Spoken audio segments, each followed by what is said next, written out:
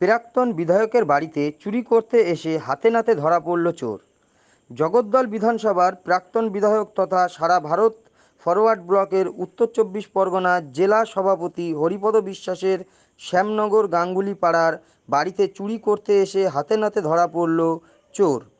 বাড়ির পেছনের অংশে আওয়াজ পেয়ে প্রাক্তন বিধায়কের পরিবারের সদস্যরা দেখতে গেলে এক যুবককে দেখতে পায়। এরপর তাকে পাকড়াও করে খবর দেওয়া হয় স্থানীয় জগদ্দল থানার পুলিশকে। পুলিশ এসে যুবককে জিজ্ঞাসাবাদের জন্য নিয়ে যায়। সবাই বাড়িতে ছিলাম, তখন খবর পেলাম যে আমাদের বাড়ি থেকে ঢুকেছে।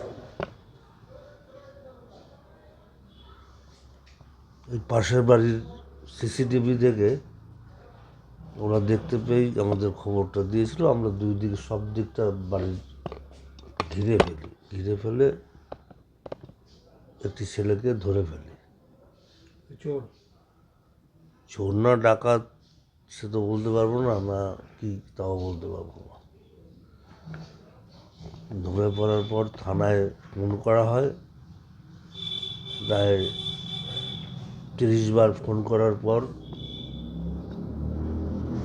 অনেক সময় পর পুলিশ আসে, কিন্তু ততক্ষণে তো চোরটাকে পিটিয়ে মেরে ফেলতে পারতো, মানুষ জমে গেছিল। আপনার বাড়িতে ঢুকেছিল? কিভাবে ঢুকলো কিভাবে, পাঁচিল টপকে ঢুকেছে বা এই পাশের গেট দিয়ে ঢুকেছে। তারপরে কি করে? তারপরে আমার ছেলের বউ, ওর একটা বন্ধু ছিল, এরা সকলে সব দিক দিয়ে আটকে দিয়ে ওকে ভিতরেই ধরে ফেলে, আমার বাড়ির ভিতরেই ধরে এই সামনে বোধহয় বেঁধে রেখেছিল। আর ২-৪ চর থাপ্পড় তো দেবেই। একাই ছিল? একাই ছিল? একা না, আরও ছিল, সেটা বলতে পারবো না, তবে ও কোনো কিছু স্বীকার করছিল না। আপনি বিধায়কের বাড়িতে চোর ঢুকেছে, কবরের বিধায়ক ছিলেন? আপনি তো এর আগে অনেকবার বিধায়ক ছিলেন, আপনার বাড়িতে বারবার চোর ঢুকছে, পুলিশকে জানাচ্ছেন, কোনো হেলদোল নেই তো পুলিশের? কালকেও বলছেন ৩০ বার ফোন করেছেন।